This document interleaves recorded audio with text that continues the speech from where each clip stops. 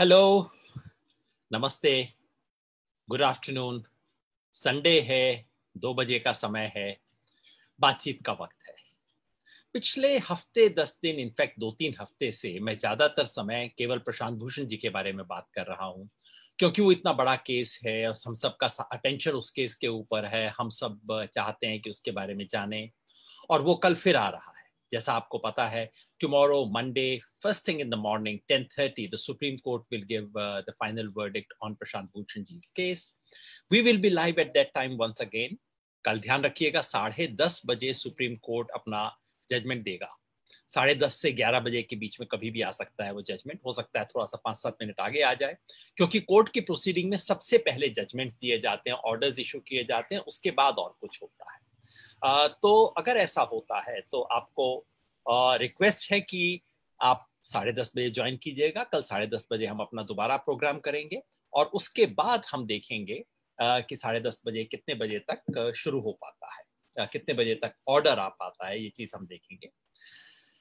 लेकिन आज मैंने सोचा कि नहीं, अब सिर्फ प्रशांत भूषण जी के बारे में आज बात नहीं करेंगे। आज हम बात करेंगे उसकी जिसके बारे में लाखों स्टूडेंट सोच रहे हैं, लाखों पेरेंट्स जिसकी चिंता कर रहे हैं, और जिसके बारे में मीडिया पिछले 8-10-15 दिन से बहुत ज्यादा एंक्शियस है, बहुत चर्चा हो रही है, सोशल मीडिया पे बहुत डिस्कशन हो रहा है। ये सुशांत सिंह की बात नहीं कर रहा मैं। वो तो मुझे कई बार महसूस होता है कि एक अनफॉर्चुनेट सुसाइड को कैसे, कितने घटिया तरीके से प्ले आउट किया जा सकता है, कि उसकी एक जो डिग्निटी होती है, एक डेथ में एक डिग्निटी तो होनी चाहिए ना, व्यक्ति चला गया, एक डिग्निटी होनी चाहिए उसकी, वो सारी डिग्निटी हमने खत्म कर दी है। इसलिए मैंने उस पर कोई टिप्पणी नहीं की, सिवाय इसके कि हम सर झुकाएं, और जो उससे लेसन लर्न कर सकते हैं चुपचाप से लर्न करें। उसको स्क्रीन के ऊपर फैला के उसकी खींचतान, चीर फाड़, बाल की खाल उखाड़ना, मुझसे तो देखा नहीं जाता। मैं बात करना चाहता हूं एग्जाम्स की। एनईईटी के एग्जाम्स हो, जेईई के एग्जाम्स हो, यूनिवर्सिटीज के एग्जाम्स हो, यूजीसी के एग्जाम्स करवा रही है। इन सब एग्जाम्स में क्या पॉलिसी होनी चाहिए, इसके बारे में काफी चर्चा हो रही है, और मैं आज आपसे इसके बारे में बात करना चाहता था। मुझे जो बात सबसे ज्यादा स्ट्राइकिंग लगी है for the last few days, it is share absence of policy thinking. आपने हमारे देश में अगर देखना है कि पॉलिसी थिंकिंग कितनी अजीब है, और मैं सिर्फ सरकार को ब्लेम नहीं कर रहा हूं, सब तरफ से किसी सीरियस पॉलिसी के सवाल पे हमारी सोच कितनी कमजोर है, तो उसका एक नमूना है, उसका एक एग्जाम्पल है ये नीट और जेईई और यूजीसी एग्जाम्स के बारे में जो चर्चा चल रही है। ये this is the perfect example of all that is wrong with it. मैंने देखा मैंने देखा कि किसी जगह पे अलग अलग अलग अलग अखबारों में खबर पढ़ते हैं, अलग अलग जगह से हम खबर पढ़ते हैं, तो पता लगता है कि पार्टीज पोजीशन ले रही हैं, सरकार पोजीशन ले रही है। सरकार की तरफ से कहा जाता है कि बस हमने डिसीजन ले लिया, यही एक डिसीजन है। कल परसों हमारे देश एक दोस्त ने राजस्थान के बारे में कुछ कहा। उन्होंने इंटरेस्टिंग चीज एक ट्वीट की। उन्होंने कहा, देखिए राजस्थान के अंदर, राजस्थान की ऑपोजिशन पार्टी, और राजस्थान में ऑपोजिशन पार्टी बीजेपी है, राजस्थान की ऑपोजिशन पार्टी बीजेपी कहती है कि विधानसभा का सेशन बुलाना बड़ा खतरनाक है, क्योंकि वहां कोविड फैलने का खतरा है, लेकिन नीट का एग्जाम किया जा सकता है, उसमें कोई प्रॉब्लम नहीं। वहां सत्ता में कांग्रेस है, कांग्रेस कहती है नहीं, विधानसभा का सेशन बुलाना तो बहुत जरूरी है और उसमें कोई प्रॉब्लम ही नहीं है, लेकिन नीट का एग्जाम मत करवाइए, उसमें प्रॉब्लम है। दिल्ली सरकार क्या कर रही है? दिल्ली सरकार की ऑफिशियल पोजीशन है कि हेल्थ का डेंजर है, नीट एग्जाम, जेई एग्जाम्स नहीं करवाने चाहिए, और वही दिल्ली सरकार उसी सांस में कह रही है कि मेट्रो चालू कर देना चाहिए। और दिल्ली सरकार कहती है मेट्रो चालू करने का डिसीजन हो गया, बहुत पॉजिटिव है, अच्छा डिसीजन है। तो मतलब मेट्रो में जाने से बीमारी नहीं फैलेगी, लेकिन एग्जामिनेशन सेंटर में जाने से बीमारी फैल जाएगी। आप सोचिए किस तरह का सोच हो रहा है। मैं ना इसको ठीक बता रहा, ना उसको ठीक बता रहा। I am just pointing out कि हमारे देश में इतने सीरियस क्वेश्चंस के बारे में हम कितना वन साइडेड तरीके से सोचते हैं, कितना कम सोचते हैं, कितना कम सोचते हुए हम लोग बात करते हैं। दैट इज व्हाट वरीज मी। और इसलिए मैंने सोचा आज इस सवाल के बारे में हम सिस्टमैटिक तरीके से सोचें, थोड़ा ध्यान से सोचें, ताकि सिर्फ इस बात से अफेक्टेड नहीं। आपको याद होगा जब एनईपी के बारे में डिस्कशन हुआ था, नेशनल एजुकेशन पॉलिसी के बारे में, तब भी मैंने कहा था कोई रिजीम मुझे पसंद है नापसंद है, दैट शुड नॉट डिसाइड कि मैं उसकी हर पॉलिसी को सपोर्ट करूंगा, हर पॉलिसी को अपोज करूंगा। ऐसा तो नहीं होना चाहिए। इसी तरह से नीट पे, जेई पे हमें सोचना ही चाहिए कल को अगर हम इस निर्णय लेने की स्थिति में हो तो हमें क्या करना होगा। तो पहली बात है इस देश में डिजीज की क्या स्थिति है। ये आज का अखबार है, आज का टाइम्स ऑफ इंडिया है, जो हमें बताता है कि इस बीमारी की क्या स्थिति है। और ये बिल्कुल क्लियरली, बिल्कुल डायरेक्टली आपको बता रहा है कि we have broken the world record. कल टाइम्स ऑफ इंडिया के हिसाब से, अगर आप इसका ऑडियो कम कर दें, नहीं तो मेरे को उसका साउंड सुन रहा है अपने इसके अंदर दोबारा।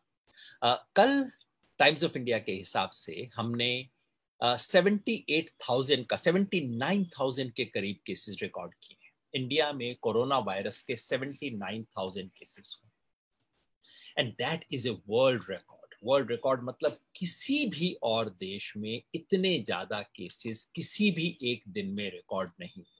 ये टाइम्स ऑफ इंडिया है आज का बता रहा है। इससे पहले रिकॉर्ड था यूएस का। यूएस में याद है आपको, जुलाई के अंदर बहुत तेजी से केसेस बढ़े थे। तो यूएस में 25 जुलाई को 78,427 cases were recorded. That was the record so far for any country, any single day. Yesterday we broke it. India was 78,903. Now there are different counts. अलग-अलग एजेंसी, अलग-अलग अखबार अलग-अलग तरीके से काउंट करता है। मतलब 6 महीने बाद भी हमारे देश में कोई एक सिंगल अथॉरिटेटिव काउंट नहीं आता रोज शाम को जो बताता हो कि इतने केसेस हुए। इसलिए इस अखबार का एक काउंट है, द हिंदू में दूसरा काउंट है, तीसरे अखबार में तीसरा काउंट है। Anyway, the fact remains that in the last 1 week we had 5 lakh cases. That again is a record. किसी और कंट्री में एक सिंगल वीक में 5 लाख केसेस नहीं, हमारे यहाँ हुए। So, fact number 1, COVID is on the rise. ये जो सारी बातें थी, फ्लैटनिंग ऑफ द कर्व, रुक जाएगा, खत्म हो जाएगा, पीक हमारी हो गई है, अब हम डिक्लाइन करने वाले हैं, कितने महीनों से सुन सुन के कान पक गए हैं। That is not happening. So, COVID is not on the decline. COVID is somehow on the rise, continues to be on the rise. Just 1 second, if you allow me to change the, yeah, thanks.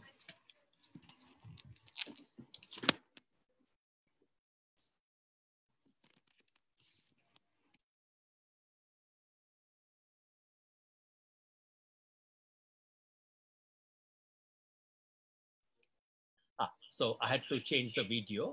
I hope that was not much of a problem. There was some difficulty, so I had to change the device. So I was saying, point number 1, COVID is here to stay. COVID is on the rise. COVID के cases बढ़ रहे हैं और ये जल्दी से अभी peak पे पहुंच के नीचे गिरने वाला है। इसका मतलब क्या है जेईई के लिए, इसका मतलब क्या है नीट के लिए? दोनों मतलब है, दो साइड एक अपना अपना मतलब दिखाएंगे, लेकिन the fact is that we have two things which both need to be accepted right away. Number 1, that COVID is not, so the first conclusion is that COVID का danger serious है, real है, पहले से ज्यादा है। लेकिन दूसरा इसी का मतलब ये भी है that COVID will be here even after 2 months. कोई कहते हैं कि भाई ये जो सारी चर्चा चल रही है ना कि इसको 1 महीने बाद, आज कोविड का खतरा है, आप इसको 1 महीने बाद कर लीजिए, 2 महीने बाद कर लीजिए। Now the fact is Covid is here to stay. Can we get rid of the other window as well? Can you just request them? We don't probably need the second window. Can you please remove that? Sorry, I'm not so familiar with these things. 1 minute. Yeah.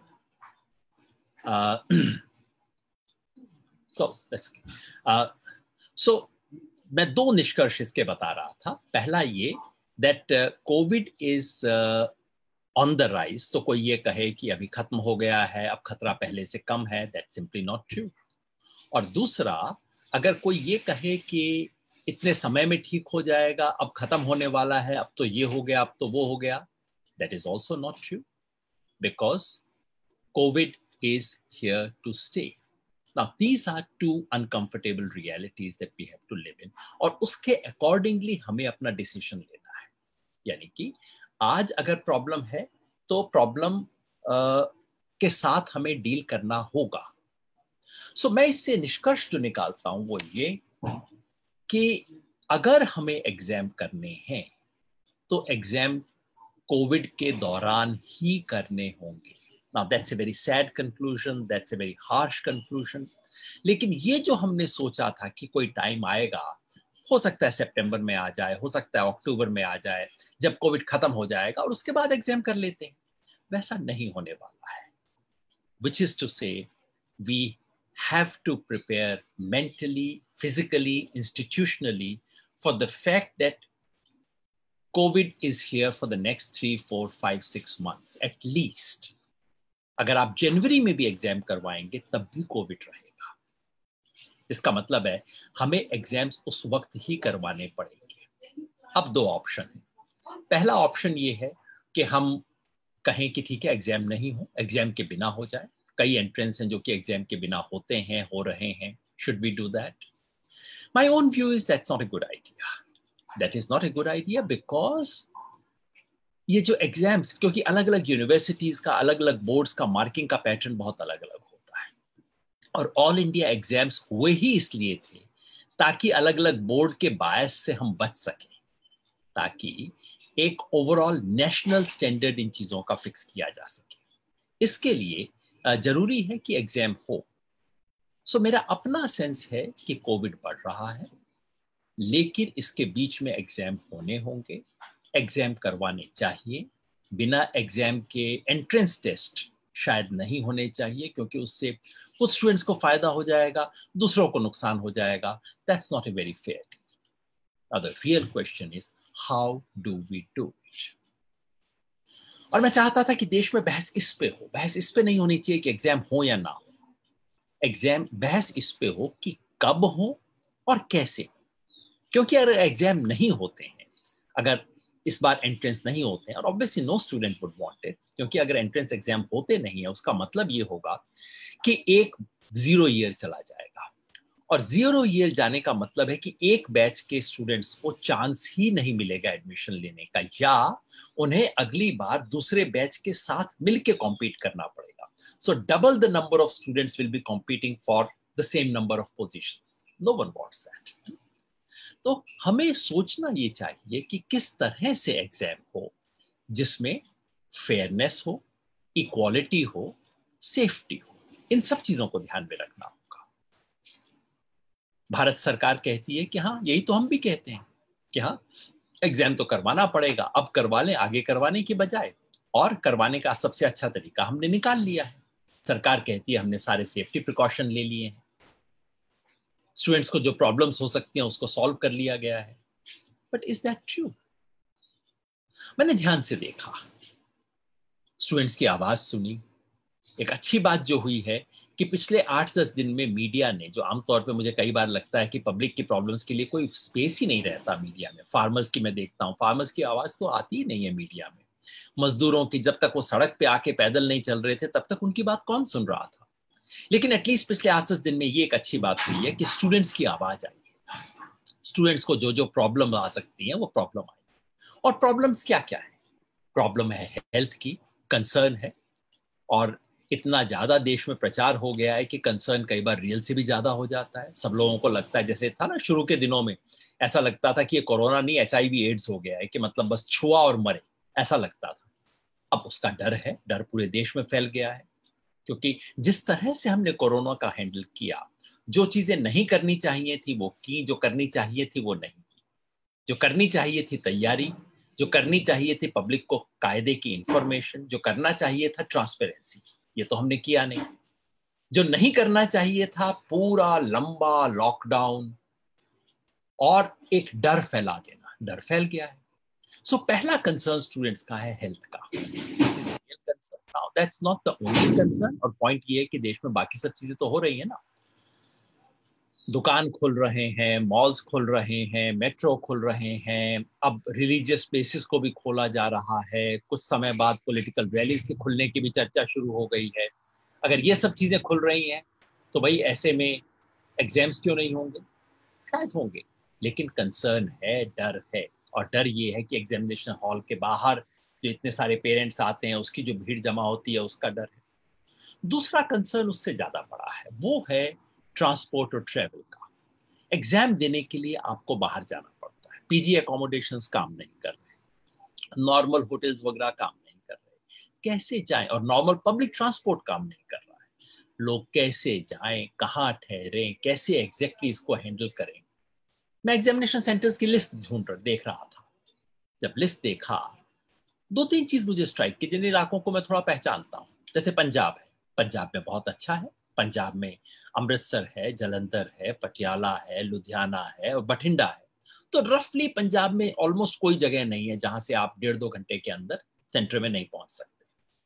लेकिन राजस्थान, अब राजस्थान में 6, पंजाब में 5, राजस्थान जिसका size Punjab से कम 4 गुना बड़ा होगा, हो सकता है उससे भी ज्यादा बड़ा हो, उस राजस्थान में सिर्फ 6 सेंटर हैं।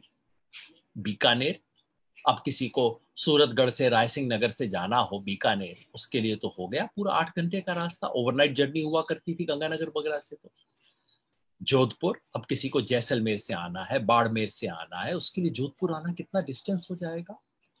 उदयपुर, अब कोई चित्तौड़गढ़ से आ रहा है, कहीं बहुत दूर से आ रहा है, वो कैसे पहुंचेगा? सो इतने कम सेंटर, सिर्फ 6। और सबसे बुरी चीज मैं देखता हूं बिहार में, पूरे बिहार में सिर्फ 2 सेंटर, गया और पटना।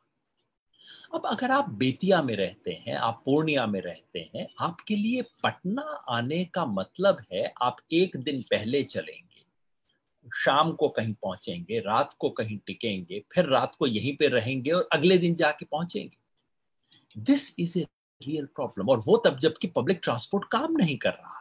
टैक्सी होगी 10,000, 15,000, 20,000, कुछ भी, कहां से बच्चे इस तरह का खर्चा लेके आएंगे? So that is A second concern. Third concern is about quality of teaching and learning. काफी जगहों पे स्टूडेंट्स अपनी यूजुअल कोचिंग नहीं कर पाए हैं। काफी जगह पे सेमेस्टर कोर्स पूरा नहीं हुआ था, पूरी लर्निंग नहीं हो पाई है।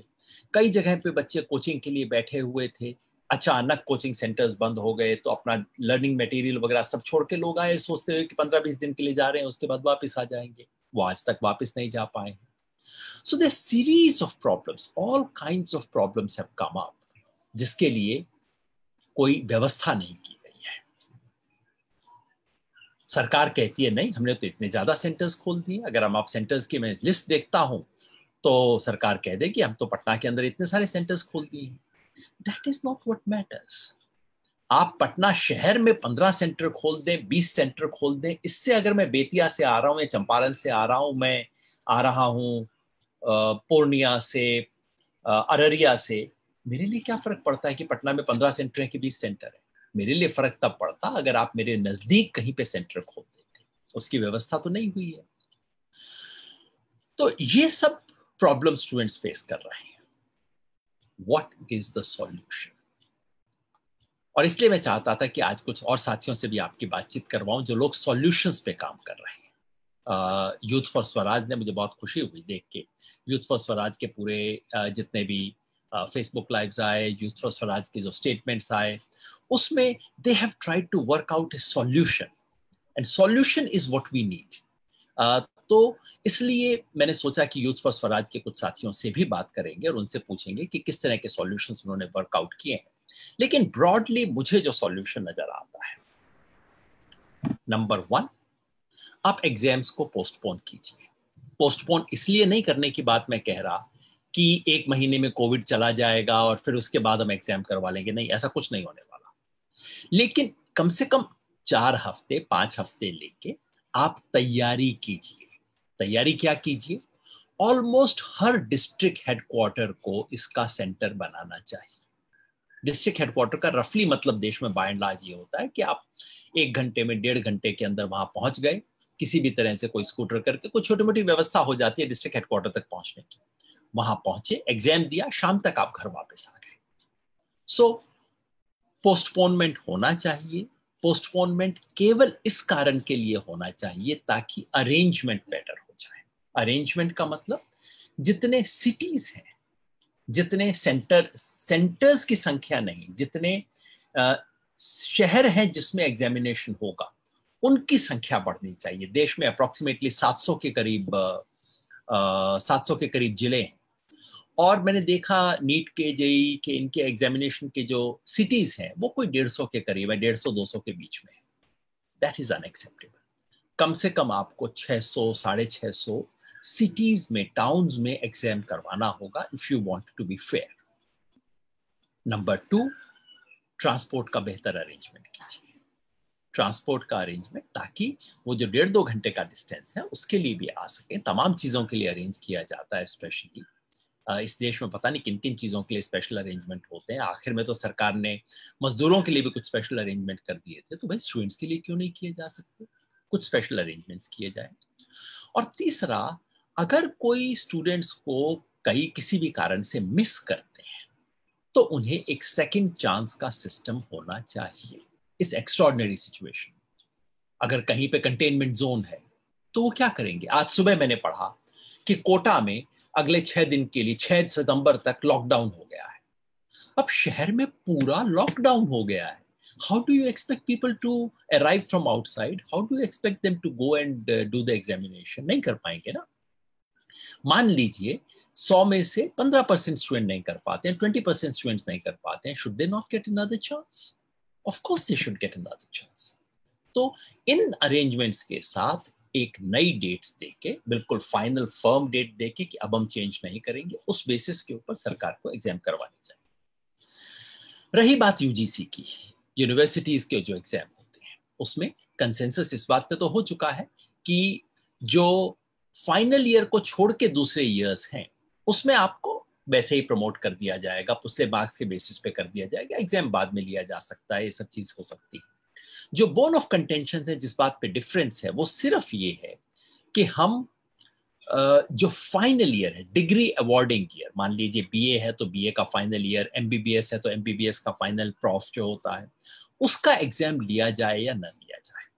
यूजीसी कह रही है उसका एंड टर्म एग्जामिनेशन लेना पड़ेगा। एक मायने में बात समझ आती है कि आप डिग्री देते वक्त उसे हल्के तरीके से ना दें, लेकिन कंसिडरेशन क्या है?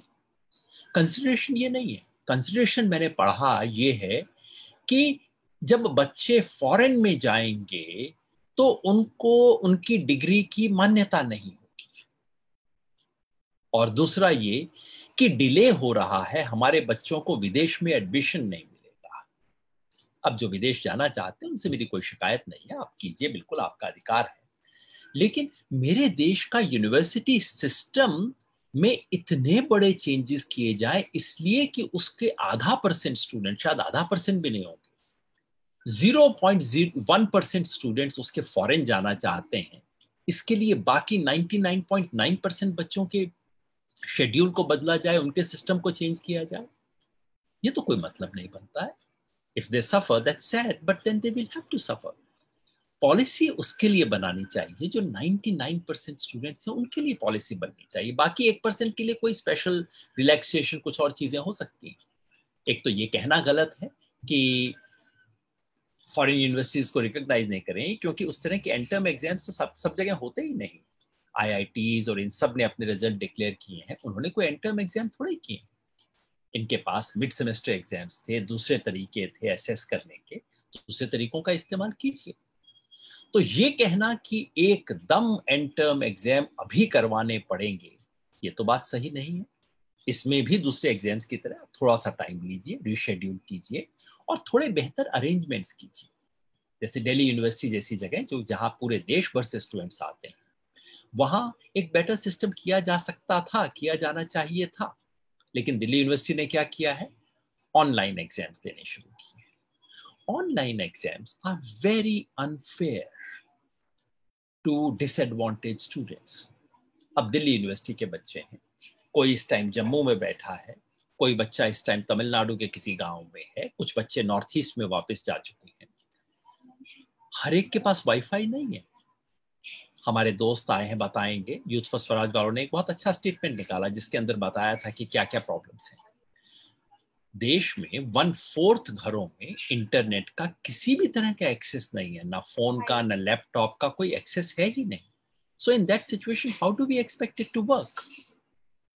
Online exams are very unfair for students who come from disadvantaged background.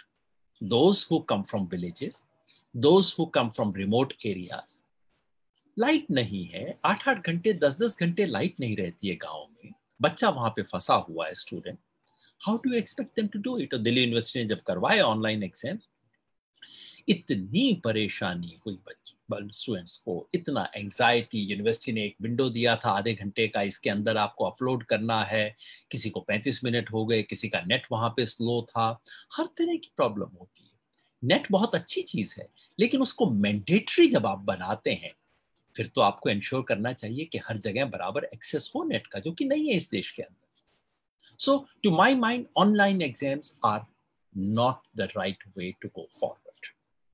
आपको, अगर आपकी यूनिवर्सिटी का कैचमेंट एरिया छोटा है, स्टूडेंट्स वहां आके एग्जाम्स दे सकते हैं, उनको बुलाइए, उनके लिए हॉस्टल में स्पेशल अरेंजमेंट्स करवाइए, उन दिनों के लिए उनको ठहरने की व्यवस्था दीजिए और उनका एग्जाम करवाइए। एक्स्ट्राऑर्डिनरी सिचुएशन है तो आप स्टूडेंट्स पे एक्स्ट्राऑर्डिनरी डिमांड सिर्फ मत कीजिए, आप भी एक्स्ट्राऑर्डिनरी अरेंजमेंट्स कीजिए।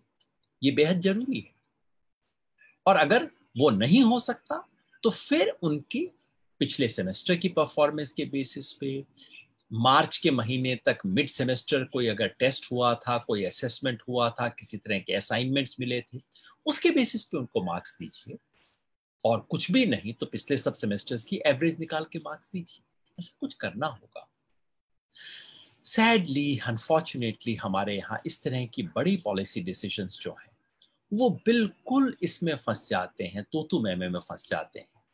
ऑपोजिशन को लगता है कि अपोज तो हमें करना ही करना है, और सरकार को लगता है एक डिसीजन ले लिया, अब ये तो ठीक है, और इसके बारे में ऊट पटांग तक बस अब तो मतलब एक ईगो का सवाल बन जाता है ना, सब हमने डिसीजन ले लिया, अब हम चेंज कैसे कर सकते हैं।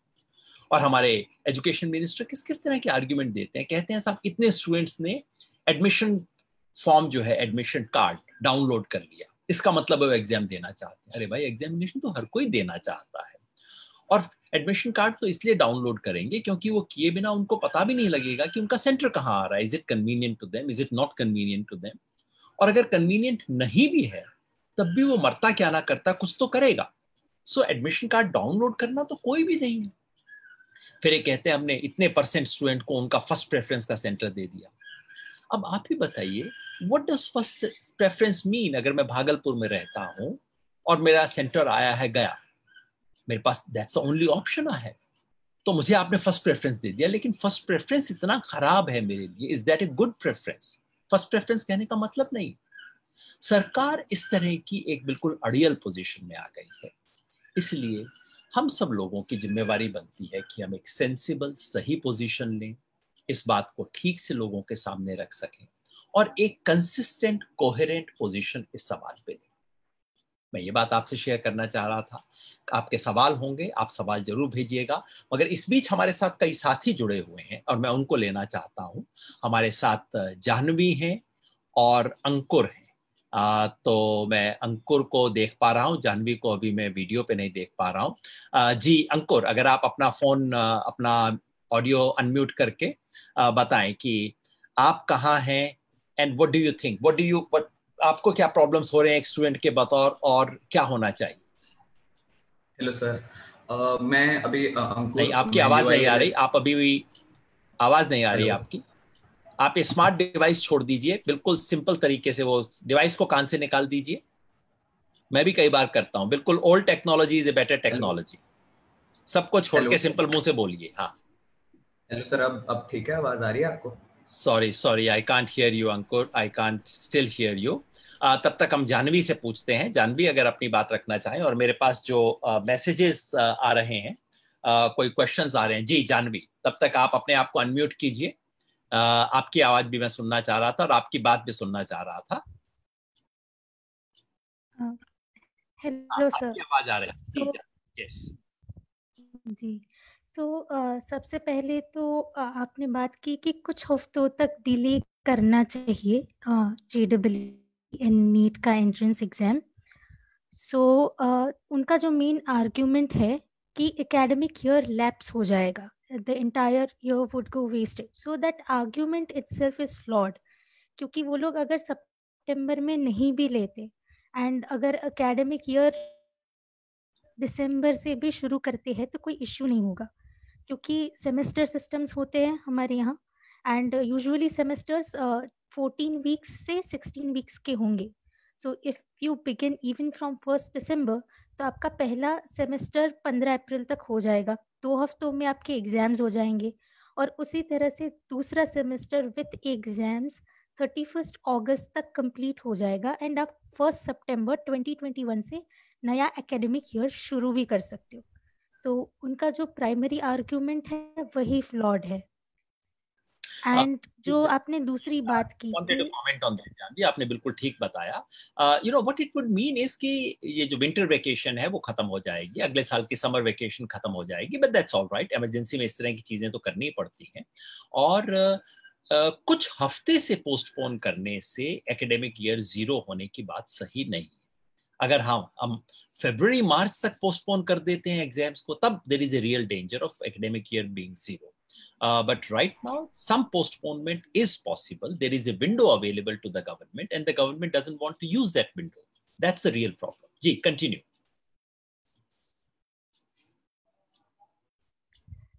एंड सर, आपने जो बात करी कि इंटरसिटी सेंटर्स हैं but number of cities have not been increased, तो उसका कुछ डेटा मेरे पास है। जेईई मेंस में उन्होंने ऐसा दावा किया है कि हमने 570 से 660 सेंटर्स को बढ़ा के नंबर कर दिया है एनडीए की गाइडलाइंस में। बट अगर आप नंबर ऑफ सिटीज देखें तो उसको 261 से इंक्रीज तो नहीं किया, बट रिड्यूस करके 233 कर दिया है। एंड उसी हिसाब से नीट का देखें तो पहले वो 154 सिटीज में होता था, इस बार 155 में हो रहा है। तो आपने जो मेन प्रॉब्लम है, एंड इस वक्त तो स्पेशली क्योंकि सारे बच्चे अपने घर, अपने नेटिव प्लेस गए हुए हैं, so it's not possible at all to travel.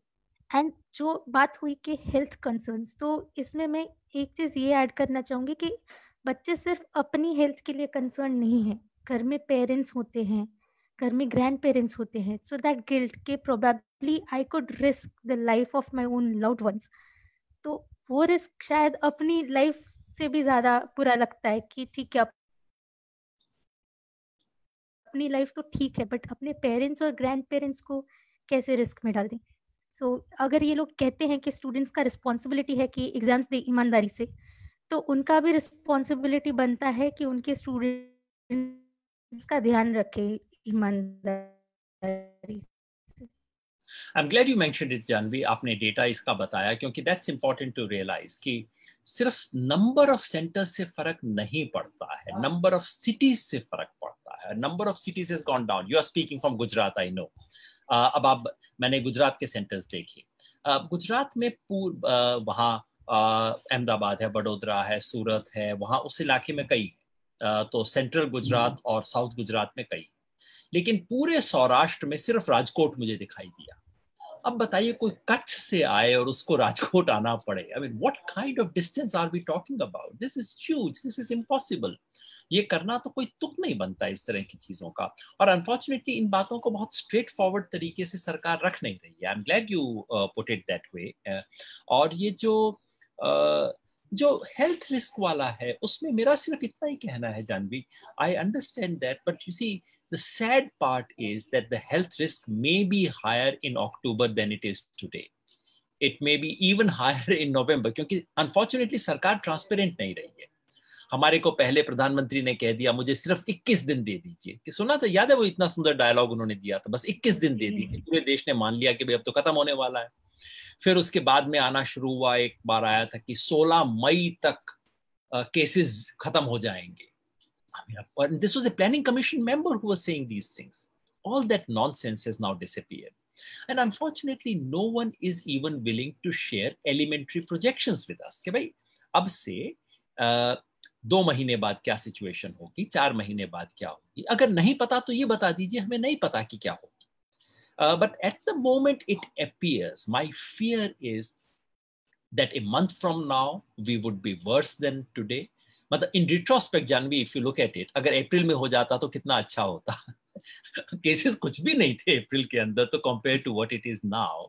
Of course I mean it's easy to be wise in retrospect, लेकिन तो the situation in October and November can be worse. So what I am saying is we will have to have exams during Covid, but we need to prepare much much better.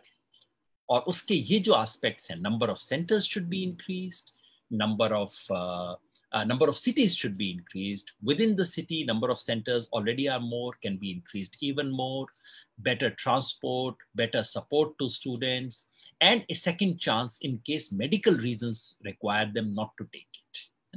ये सब करने से शायद हम थोड़ा सा आगे बढ़ सकते हैं. इस बीच अंकुर has joined us again. I hope I can hear him now. अंकुर, कहाँ से? Hello sir, can you hear me? या बिल्कुल, अब आराम से सुन पा रहे हैं जी. सर मैं पंजाब यूनिवर्सिटी से बात कर रहा हूँ.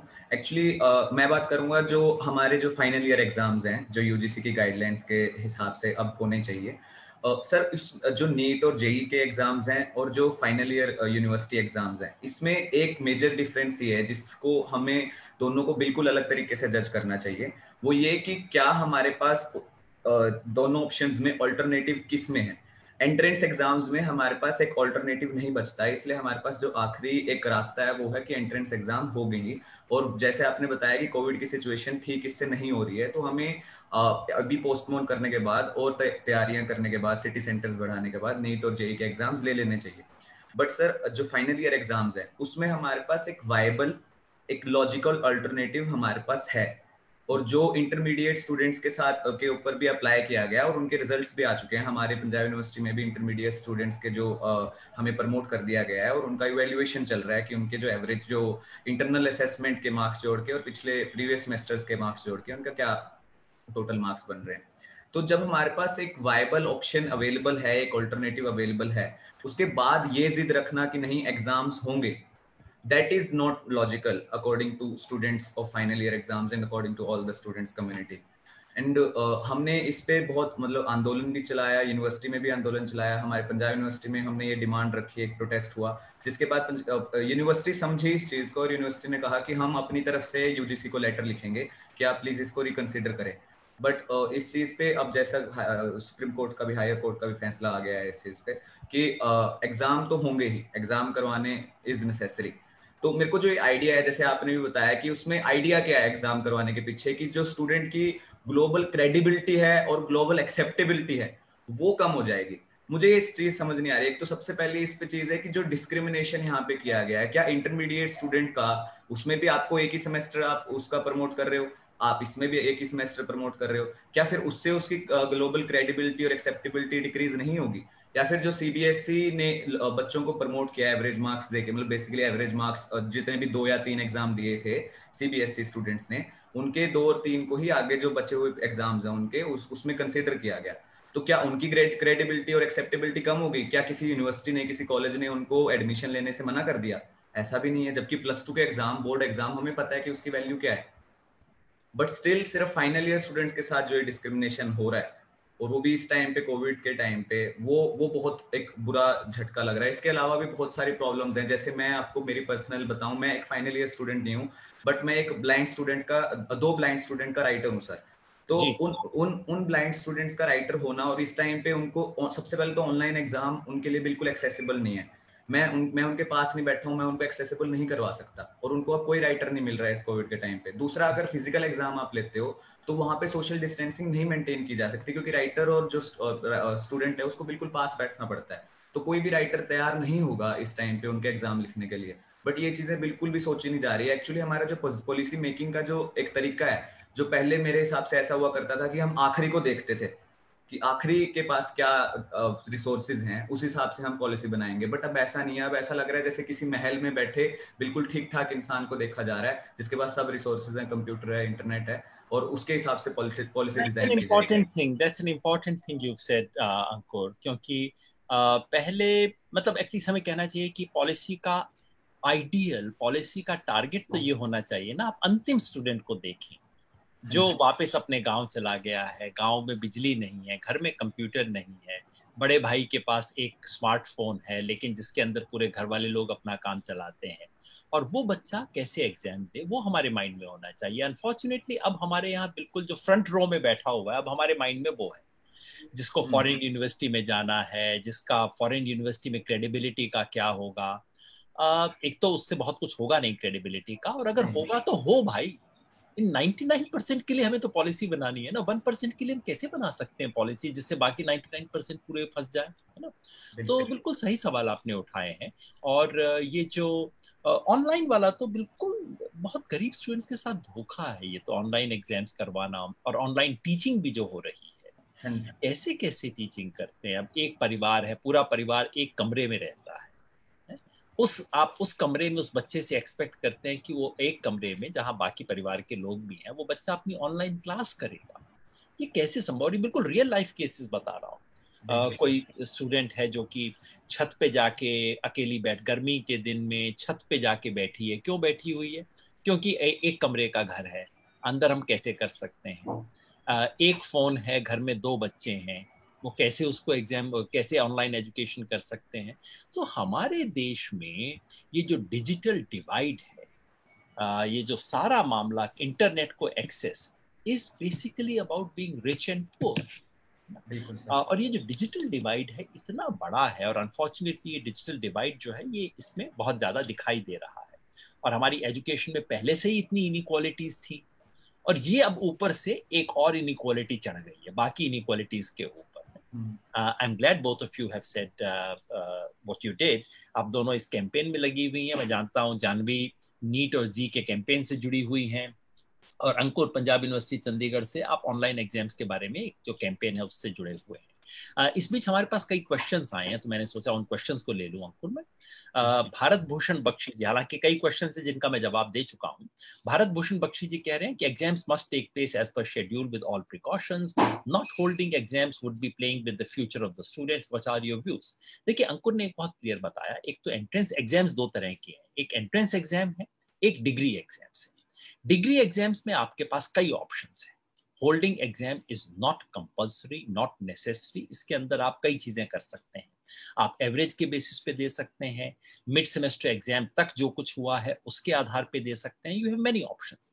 जहां तक एंट्रेंस एग्जाम की है, I personally do think entrance exam होने चाहिए, वो फिजिकल होने चाहिए, लेकिन उसके लिए प्रिकॉशन, सरकार भी कहती है प्रिकॉशन, लेकिन प्रिकॉशन का मतलब क्या। प्रिकॉशन का मतलब ये नहीं कि सेंटर के अंदर आप उनको मास्क और ग्लव्स पहना दो, that is not precaution.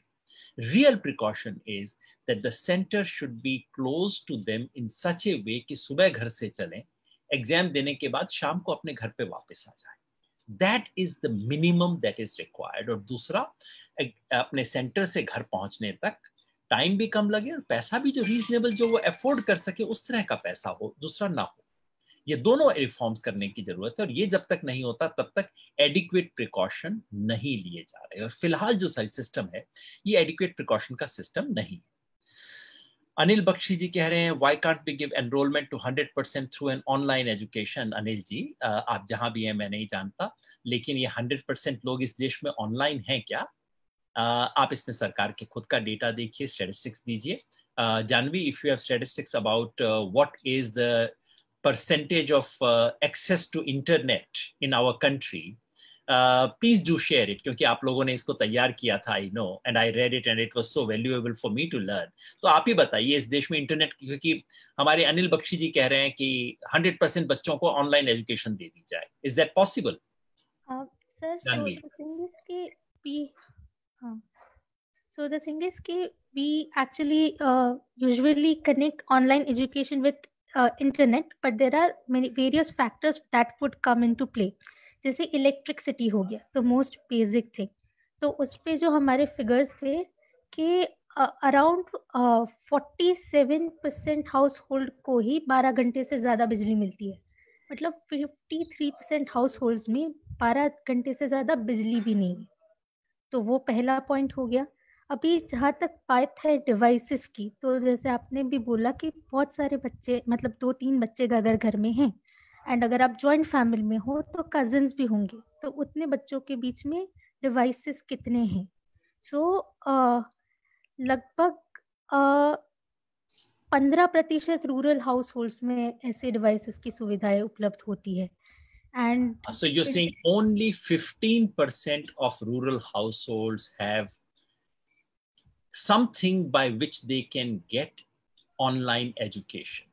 Yes ना, और वो भी अगर एक घर में एक स्मार्टफोन हो गया तो मान लिया जाएगा कि हाँ भाई है, घर में चाहे हाँ, 3 बच्चे हाँ। हो, कुछ भी हो, दैट्स द रियलिटी। जी जी, एंड इस चीज़ में फिर हमारे जो प्री एग्जिस्टिंग डिविजन्स है जो जेंडर के बेसिस पे होते हैं, वो भी इंटरवीन करेंगे कि घर में अगर एक ही डिवाइस है तो वो किसको मिलेगा? तो वो यूजुअली बड़े भाई को मिलेगा। जी So that would also intervene, and that shows in statistics as well कि in 2019 67% of men had access to internet, while that figure was only 33% for women. So ये जो डिजिटल डिवाइड की बात की जा रही थी, तो हमारा एक सब्जेक्ट हुआ करता था कॉलेज में, डिस्कवरिंग इंडिया। तो वहाँ पर हम ये चीज़ डिस्कस करते थे कि जितने भी नए डिवाइड्स आए हैं, ये ऐसा नहीं है कि कंप्लीटली न्यू डिवाइड्स है, they pile up on pre existing divides. तो ये जो है, ये चीज़ें भी हमें ध्यान में रखना ज़रूरी है। एंड जहाँ तक बात है, एक और इंटरेस्टिंग स्टेटिस्टिक्स था।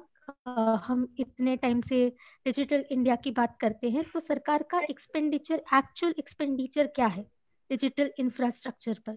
तो उस एक्सपेंडिचर को पिछले साल 2019-20 में 604 करोड़ था, उसको 2020-21 में घटाकर 469 करोड़ किया गया है। Absolutely, this is the reality of the country कि हमारे पास डिवाइसेस है नहीं, इलेक्ट्रिसिटी, मतलब एक तो फिजिकल डिवाइसेस नहीं है, इलेक्ट्रिसिटी नहीं है, इंटरनेट कनेक्टिविटी नहीं है, और सरकार ने अपना खर्चा तो कम कर दिया था बढ़ाने की बजाय इन चीजों पे। तो ये जो हम सोच लेते हैं ना कि जिन लोगों में हम रह रहे हैं, वाईफाई है, घर में 3 कंप्यूटर हैं, भाई के पास अलग, बहन के पास अलग, पूरे घर में वाईफाई है। This reality is a reality for not more than 10% of India. 90% of India is outside this. They are not completely outside mobile phones.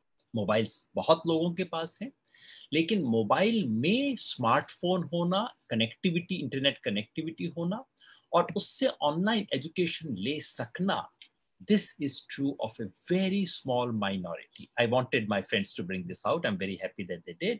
Saurabh Thakur पूछ रहे हैं, जिस स्टूडेंट को कोरोना है वो क्या करे? आमतौर पे तो इन बड़े एग्जाम्स में ये होता है कि भाई अगर आप बीमार हैं तो कोई बात नहीं, अब क्या किया जा सकता है, आप अगले साल एग्जाम दीजिए। लेकिन इस साल एक स्पेशल प्रोविजन करने की बहुत जरूरत है, because this is not a regular situation, this is a very special situation. और अगर आप या तो स्टूडेंट को कोरोना है, या घर कंटेनमेंट जोन में है, या जो सेंटर है वो लॉकडाउन जोन में आ गया है, all kinds of situations can happen. This is a very very special situation, और उसके लिए कोई स्पेशल अरेंजमेंट होने चाहिए। Youth for Swaraj has said that no, there should be a second chance option, and I completely endorse that.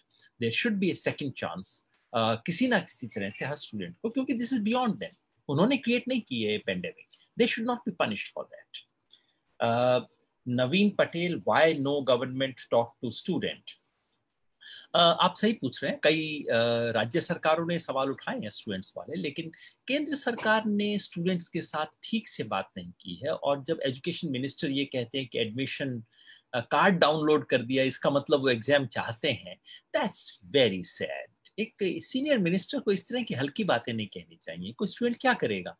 मान लीजिए मैं अटका हुआ हूँ, मान लीजिए मैं मोतिहारी में हूँ, कहीं हूँ बिहार के अंदर, मान लीजिए मेरे इलाके में बाढ़ आई हुई है, तब भी क्या मैं कार्ड डाउनलोड नहीं करूंगा? मैं नहीं कर पाऊंगा तो मैं किसी को फोन करूंगा कि अच्छा भी कार्ड डाउनलोड तो कर लो, देखो अगर तब तक सिचुएशन क्लियर होगी तो मैं आपके घर से कार्ड लेते हुए वहां चला जाऊंगा। Card downloading doesn't prove anything. This is just sad that the minister uses such statistics. Shyam Maurya कहते हैं, क्या इस साल का एग्जाम खत्म हो जाना चाहिए? नहीं श्याम भाई, कोई भी नहीं कह रहा कि एग्जाम खत्म हो जाए। जहां जो डिग्री वाले हैं उसमें डिग्री के बावजूद प्रमोट करने का, बिना एग्जाम के प्रमोट करने के रास्ते हो सकते हैं। लेकिन जहां एंट्रेंस एग्जाम है खत्म मत कीजिए, लेकिन उसको प्रॉपर प्रिकॉशन के साथ कीजिए। अभी प्रिकॉशन काफी नहीं है। Somali Gupta, online exams are very unfair for the underprivileged. Is it true? Yes, Somali ji, that's exactly the point we have made. That's exactly the point my friends have been making.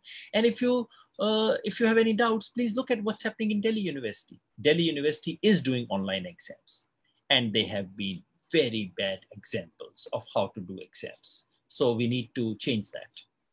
प्रियम राज पूछ रहे हैं, sir gloves पहनने के लिखने में नहीं बनता तो OMR कैसे फिल होगा? जी ये बिल्कुल इश्यूज हैं. these issues ought to be resolved. I'm not an expert on these things कि ग्लव्स पहनने से लिखने में OMR शीट के ऊपर लिखने में कुछ प्रॉब्लम आएगा नहीं आएगा. पर अगर आप पूरे देश में इतना बड़ा एक्सपेरिमेंट कर रहे हैं, so it has to be pilots करने पड़ेंगे, try out करना पड़ेगा. You have to be absolutely sure that it works. Has all that been done? I don't know. I'm not sure all that has been done. Ramchandran Panthera D पूछ रहे हैं, योगेन जी, is there anybody in the country who really wants to solve the problems facing the common man, whether it is a problem faced by students or other problems faced by poor and middle class? Ramchandran ji, let us not complain about others. You and I should be the persons doing it. It's our country. How can we blame? There is no one in this country. अरे भाई आप तो है ना, मैं तो हूँ ना, हमें करना है. Let's take over the problems. Let's try and solve it. Let's come up with constructive solution. You know, it is true. आपके करने से कुछ नहीं होगा, मेरे करने से एग्जाम्स नहीं बदलेंगे. But at least we can speak the truth. At least we can take a reasonable position. At least if we oppose something, we can offer an alternative. ये तो कर सकते हैं ना. At least ये तो हम शुरू करें. रामनिवास यादव जी कह रहे हैं, सुरक्षा तो ऐसी है कि MP, MLA या मंत्री भी नहीं बच पा रहे, तो छात्र कैसे सुरक्षित रहेंगे? ये बात सही है. The disease is spreading. सच बात तो ये कि हमारे देश में सब कुछ उल्टा हुआ है. जिस समय देश में प्रॉब्लम नहीं था, उस टाइम सब लोग ऐसे घर में बंद करके बैठे हुए थे जैसे प्लेग फैल गया हो. और अब जबकि इतनी तेजी से फैल रही है डिजीज, अब लोग बाजार के अंदर ऐसे घूम रहे हैं जैसे मेला लगा हुआ. So yes, something is wrong. लेकिन क्या उसके कारण हम सब चीजों को बंद करके रख सकते हैं? कितने समय तक बंद करके रखेंगे? अब पार्लियामेंट खुल रही है एंड आई वेलकम इट. 14 सितंबर से पार्लियामेंट का सेशन शुरू हो रहा है. असेंबलीज में बातचीत शुरू हो गई है. कोर्ट के लॉकडाउन खोलने की बात शुरू हो गई है at least, and I welcome that as well. इसी तरह से हमें एग्जाम्स की तरफ भी मूव करना होगा. So the debate is not whether exams should take place और not. The debate should be how exactly do we do them, where, when, how, with what protection, what precautions. That is what the debate should be about. Shamala Vanarasi ji पूछ रही हैं, what are the numbers and available facilities all over the country? What are the local options? Is it not sufficient? Shamala ji, अभी हमारी साथी जानवी ने बताया आपको the numbers, if you mean number of facilities in terms of cities. So basically, only in about 1/3 of the district headquarters of the country is testing facility available. That's not all. इतना तो minimal होना चाहिए ना कि अगर मेरे district में नहीं तो मेरे से बिल्कुल जो एडजेसेंट डिस्ट्रिक्ट है उसमें अवेलेबल हो. That is currently not the case. In so many cases, test center is 300 kilometers away. Rajasthan में तो easily you can say 500 kilometers away. इतना दूर दूर centers हैं. तो how can it be fair to the students? So yes, the number of facilities are, there are facilities in the sense कि अगर सचमुच करवाना चाहते हैं तो आपको फैसिलिटीज तो मिल सकती हैं, कॉलेजेस हैं, सब जगह पे, मगर आपको उनको इक्विप करना होगा, उनमें सिक्योरिटी प्रिकॉशंस का चेक करना होगा, काफी कुछ करना होगा. So the government needs to do a lot more by way of preparation. That has not happened, और उसकी जिम्मेवारी अब स्टूडेंट्स के ऊपर डाली जा रही है. प्रणव कश्यप पूछ रहे हैं, what is the reason for conducting exams? Why is it so necessary for government? Do you see any coaching mafia influence on the government? Pranav भाई, मैं ऐसा इमीडिएटली रीड नहीं करता, क्योंकि कोचिंग इंस्टीट्यूट्स को किससे फायदा है इसके बारे में दोनों तरह की रीडिंग्स हो सकती हैं. एग्जाम्स करवाना सरकार चाहती है, आई understand that. Specially entrance exam करवाना चाहते हैं, आई understand that. I think it should be A preferred option. अगर बिल्कुल ही कोई ऑप्शन ना बचे तब आप 12th के मार्क्स के बेसिस पे कर सकते हैं, लेकिन that system is so rigged कि वो एक फेयर सिस्टम नहीं है. No one believes that that is a fair system. So we should get it done. The problem is how exact. तो इसलिए सरकार अगर कहती है कि एग्जाम करवाना चाहिए, आई अंडरस्टैंड. सरकार कहती है कि 0 ईयर नहीं होना चाहिए, I completely agree with the government. We should not have a 0 year. लेकिन ऐसा जैसा जानवी ने अभी बताया, अगर आप दिसंबर में भी शुरू कर देंगे इस सिस्टम को, इस पर्टिकुलर एकेडमिक ईयर को, तब भी आप अगले साल आते आते तक गाड़ी को दोबारा पटरी पे ले आएंगे. आपको विंटर वेकेशन कैंसिल करनी पड़ेगी, समर वेकेशन कैंसिल करनी पड़ेगी. अब हो गई ना इतनी लंबी वेकेशन, 6 महीने की वेकेशन सब लोगों को मिल गई है. So let's be done with it now. Now forget the next few vacations, bring it on. But so there are ways. As yet it is not true कि अगर सितंबर में एग्जाम नहीं हुआ तो पूरा एक साल वेस्ट हो जाएगा. That is not a correct situation of the government. क्षितिज चौहान, मेरे फ्रेंड के अपार्टमेंट में 2 लोग पॉजिटिव आए हैं और वो वहाँ रेंट से रहते हैं. उनका एग्जाम है 1 सितंबर को, बट उसे जबरदस्ती क्वारंटाइन कर दिया गया है नेगेटिव होने के बाद भी.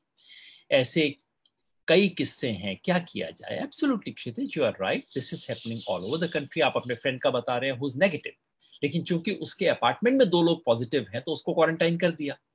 Now it is not his fault. He should not lose a chance to sit in the entrance exam simply because of this. So we have to think of a second option. A second chance has to be given. Siddhi Swaraj पूछ रहे हैं, one argument is that private universities have started. If there is further delay in Z, NEET, students of government universities will be at disadvantage. Please shed light on this. That's not quite true, Siddhi. कुछ private engineering colleges शुरू हो गए हैं, क्योंकि हकीकत यह है कि आजकल इंजीनियरिंग कॉलेज में एडमिशन लेने वाले बहुत कम लोग होते हैं, और उसकी वजह से वो प्राइवेट इंजीनियरिंग कॉलेज जो भी मिलता है उसको पकड़ के एडमिशन दे देते हैं और अपना शुरू कर लेते हैं. उससे आपके रीजनल इंजीनियरिंग कॉलेज पे, आपके IITs पे कोई असर नहीं पड़ने वाला है. People still want to go there. और मेडिकल कॉलेजेस में people prefer the public medical colleges. Private medical colleges तो लास्ट ऑप्शन होते हैं. So it is not that people will go to private colleges and government institutions will suffer. No, that's not going to happen. People will wait for the public engineering colleges, public medical colleges. People will wait for them. And as we have seen, a couple of months of delay is not going to cost us the entire year. That is what we have understood. Somali Gupta ji पूछ रही हैं, what is the alternative? Somali ji, पिछले कुछ समय से, पिछले आधे घंटे से हम ऑल्टरनेटिव्स के बारे में ही डिस्कशन कर रहे हैं कि ऑल्टरनेटिव्स हो सकते हैं. जो डिग्री एग्जामिनेशंस हैं उसमें ऑल्टरनेटिव ये हो सकता है कि आप सेमेस्टर की अब तक की परफॉर्मेंस के बेसिस पे उनको एक मार्क्स दे दें, प्रमोट कर दें. और जो एंट्रेंस एग्जाम है उसमें ऑल्टरनेटिव ये है, थोड़ा सा डिले करके स्ट्रक्चर्स, इंफ्रास्ट्रक्चर को बदल के आप exams. These were the questions. I would still want a last word from both of my colleagues. अंकुर, इसके बारे में फाइनली आप क्या कहना चाहते हैं? पंजाब यूनिवर्सिटी चंडीगढ़ से आप हैं, आपने देखा है क्या एंग्जाइटीज हैं, क्या कुछ हो रहा है. आपकी सरकार से क्या रिक्वेस्ट है, अपनी यूनिवर्सिटी से क्या रिक्वेस्ट है, गवर्नमेंट से क्या रिक्वेस्ट है आपकी? सर, जो रिसेंट सुप्रीम कोर्ट का ऑर्डर आया है उसमें एक्चुअली इस ऐसे सिचुएशन में हम फंस गए हैं जो फाइनल ईयर स्टूडेंट्स हैं, जिससे और डिले होगी. मतलब उन्होंने कहा कि स्टेट गवर्नमेंट के पास पावर है कि वो पोस्टपोन कर सकते हैं, उस पीरियड के लिए कैंसिल कर सकते हैं डिजास्टर मैनेजमेंट एक्ट के अंडर, बट वो बिल्कुल प्रमोट नहीं कर सकते स्टूडेंट्स को और एक डिग्री नहीं दे सकते हैं उस चीज पर. तो जिसकी वजह से जो डिले है, अब मैं आपको UBS हमारे सर एक डिपार्टमेंट है, एक पूरी पंजाब यूनिवर्सिटी में इकलौता वो डिपार्टमेंट है जहाँ पे बच्चों के पैकेजेस लगते हैं और उनके मतलब उनका बिजनेस स्कूल वो करने के बाद उनकी नौकरी लग जाती है. उनको कंपनीज डिग्री नौकरी देने के लिए तैयार है, पैकेजेस देने के लिए तैयार हैं, वो सिर्फ वेट कर रहे हैं कि कब हमें डिग्री मिले. और कई स्टूडेंट्स उसकी वजह से जॉब लूज कर रहे हैं. मतलब ये नुकसान हो रहा है एक्चुअली में. जो नुकसान वो बोल रहे हैं क्रेडिबिलिटी से बाहर यूनिवर्सिटी में एडमिशन नहीं मिलेगा, जॉब नहीं मिलेंगे, ऐसा कुछ नहीं है. कंपनीज तैयार हैं जॉब देने के लिए, क्योंकि आखिरी सेमेस्टर से आप पूरा जितने पिछले 3 साल आप उसको इवेल्युएट नहीं कर सकते, सिर्फ एक आखिरी सेमेस्टर से. और वो सब तैयार है, लेकिन वो जितनी डिले हो रही है उससे उतनी प्रॉब्लम क्रिएट हो रही है. अब हमारे जो लॉ के जो स्टूडेंट्स हैं उनको अब तक डिग्री नहीं मिल रही है, वो प्रैक्टिस स्टार्ट नहीं कर पा रहे हैं, इस वजह से उनको लाइसेंस नहीं मिला है. बहुत सारी अलग अलग दिक्कतें हैं. नेक्स्ट जो कई बच्चों को पोस्ट ग्रेजुएट के लिए एंट्रेंस देने थे ग्रेजुएशन के लिए या फिर जॉब्स के लिए, एग्जाम्स देने थे वो नहीं दे पा रहे हैं इस वजह से। तो जो एक डिले है वो बहुत ज़्यादा मेंटल स्ट्रेस और प्रॉब्लम क्रिएट कर रहा है स्टूडेंट्स के लिए। तो मेरी तो सिर्फ यही रिक्वेस्ट है कि क्योंकि ऑनलाइन एग्जाम और ऑफलाइन एग्जाम दोनों ही इवन यूनिवर्सिटी के इंफ्रास्ट्रक्चर के हिसाब से भी, कि जो यूनिवर्सिटीज के पास इंफ्रास्ट्रक्चर है उसके हिसाब से भी, और जो स्टूडेंट के पास इंफ्रास्ट्रक्चर है उस दोनों के हिसाब से वायबल नहीं है। तो यूजीसी को इस चीज को रिकंसीडर करना चाहिए, क्योंकि अब ये फिर से एक डिस्प्यूट खड़ा करने वाली बात है कि एक स्टेट फिर कैंसिल कर देगी, वो फिर पोस्टपोन कर देगी, वो दिसंबर तक पोस्टपोन हो जाएगा, कुछ नहीं पता। फिर वो आखिरी में जिसको नुकसान होना है वो स्टूडेंट ही है। और इसको इंटरनल असेसमेंट जो है 6 महीने की, पिछले 3 महीने की एमएसटी वगैरह जो होते हैं उसके हिसाब से, और जो पिछले प्रीवियस सेमेस्टर्स के जो मार्क्स हैं उसके हिसाब से एक रिजल्ट प्रिपेयर करना चाहिए। उसके बाद एक provisional list, merit list create करनी चाहिए। अगर किसी स्टूडेंट को उसमें दिक्कत है कि नहीं, वो सेटिस्फाइड नहीं है, सिर्फ उन स्टूडेंट्स का उनके सिटी सेंटर्स में एग्जाम करवाया जा सकता है। जैसे एक आर्गुमेंट आती है यूजीसी की साइड से कि this is the last chance for students, for final year students to increase their percentage. तो वो लास्ट चांस अगर किसी स्टूडेंट को चाहिए, बिल्कुल कई एग्जाम होते हैं जिसमें एक कट ऑफ होती है, जैसे यूजीसी नेट का एक एग्जाम होता है उसमें 55% कट ऑफ होती है। तो उसमें अगर किसी की 53 पे अटक गई कट ऑफ 53 में, तो वो नहीं दे पाएगा। तो उनको वो लास्ट चांस बिल्कुल देना चाहिए, बट वो बहुत कम स्टूडेंट्स होंगे, वही 1-2% के लिए आप पूरी पॉलिसी डिजाइन नहीं कर सकते। तो बहुत कम स्टूडेंट हो गए, उनको सिटी सेंटर के एग्जाम देने के लिए ऑप्शन देना चाहिए। This should be the policy, this is our demand. बहुत बढ़िया। And about NEET and JEE, what's your final thought Janvi? Sir ज्यादातर बातें तो हो चुकी हैं, बट जो अभी क्वेश्चन आया था आपको कि सेंट्रल गवर्नमेंट ने स्टूडेंट्स से बात की क्या, तो बात करना तो दूर की बात है। सुप्रीम कोर्ट में थोड़ी दिन पहले ये चर्चा हो रही थी कि बच्चे थोड़ी अपना फ्यूचर डिसाइड। जी, वो लैंग्वेज कई बार ऐसी हो जाती है जैसे कक्षा 2-3 के बच्चे हों, जैसा कक्षा 4-5 के बच्चे हों, those who don't know about themselves, those who cannot decide their future. But see, one very nice thing about what I saw in the last 2 weeks has been that the students have raised their voice. And that a significant part of media has been forced to listen to them. That could be because they are from middle class, that could be because they are urban. मगर इस बहाने इस देश की जो reality है वो कुछ चीजें देश के सामने आई हैं, that's been very positive. Supreme court कुछ भी कहे, लेकिन स्टूडेंट्स ने अपनी आवाज उठाई है, वो अपनी आवाज उठाएंगे, उनकी आवाज बेहतर तरीके से रजिस्टर होगी, और जब हम किसी चीज को अपोज करेंगे साथ में ऑल्टरनेटिव्स भी देंगे। ये उम्मीद करते हैं। आप सबने इस बातचीत में हिस्सा लिया, बहुत बहुत शुक्रिया। और मैं आपसे कहूंगा कि जो यूथ फॉर स्वराज ने बहुत डिटेल्ड स्टेटमेंट दिए हैं इस सवाल पे और अपने ऑल्टरनेटिव्स दिए हैं, प्लीज उसको इस फेसबुक लाइव के बाद वहां पोस्ट कर दीजिएगा। आप उसे पढ़िएगा, देखिएगा कि सीरियस ऑर्गेनाइजेशंस ने क्या पोजीशन लिया। और मैं चाहूंगा देश के तमाम यूथ स्टूडेंट्स जो हैं, यूथ ऑर्गेनाइजेशन, स्टूडेंट ऑर्गेनाइजेशन, वो भी कुछ ऐसा करें, कंस्ट्रक्टिव ऑल्टरनेटिव दें। जिस भी चीज को अपोज करें, आप ऑल्टरनेटिव बताइए कि इसकी जगह क्या होना चाहिए। Youth for Swaraj has done it. My congratulations. Let's move on. I think it's difficult. I still do hope. Supreme Court का फैसला सिर्फ ये है कि यूजीसी जो करना चाहे कर सकती है, सरकार जो करना चाहे कर सकती है। लेकिन अगर सरकार अपना माइंड चेंज करना चाहे, यूजीसी अपना डिसीजन चेंज करना चाहे, तो सुप्रीम कोर्ट ने उन्हें रोका नहीं है। Let us hope that would work out. Thank you very much. Thanks for listening. बहुत बहुत शुक्रिया। और कल प्रशांत भूषण जी के फैसले के बारे में हम सब फिर होंगे। सुबह 10:30 बजे सुप्रीम कोर्ट कल खुल रहा है 11 की बजाय, और अर्ली हमें उम्मीद है 10:50, 10:45, मे बी 11 o'clock तक प्रशांत जी के केस का फैसला सुना दिया जाएगा। तो उस वक्त अवीक भाई और मैं आप सबके साथ लाइव मौजूद रहेंगे इस बातचीत के लिए, बताने के लिए कि वो फैसला क्या होता है और उस फैसले के बाद हम सबको मिलके क्या करना है। तो कल फिर मुलाकात होगी। बहुत बहुत शुक्रिया।